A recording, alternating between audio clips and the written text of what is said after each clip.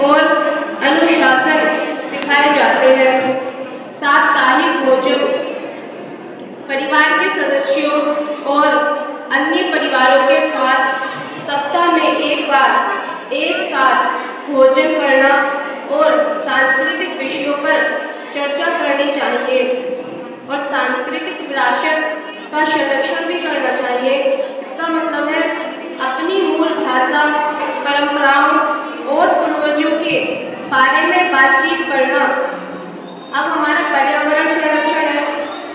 एक पेड़ माँ के नाम जैसी पहलों में भाग लेना, जल और ऊर्जा का संरक्षण करना और प्लास्टिक का कम उपयोग करना, सब देसी यानी कि अपने देश की चीज़ों को खरीदना, अपने देश के जितनी भी सामान होते हैं उनका उपयोग करना, विदेशी चीज़ों का उपयोग नहीं करना चाहिए, क्योंकि हम अपने देश की सभी चीज़ें खरीदेंगे तो वो पैसा कहाँ जाएगा? हमारे देश में ही रहेगा, वो विदेशों में नहीं जाएगा।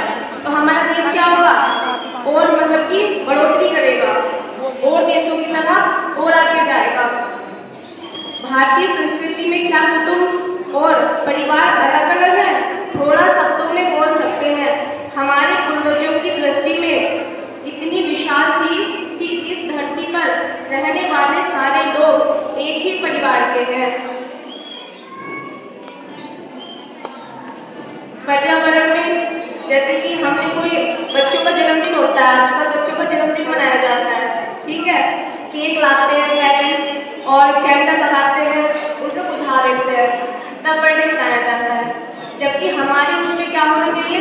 दिया जला के बच्चों को उठाओ, सुबह को नहलाना धुलाना, भोजन, पहले तो मंदिर जाए बच्चा, माता पिता के चरण स्पर्श करे, मंदिर जाए, माथा टेके, फिर दिया जलाने के बाद उसका जो है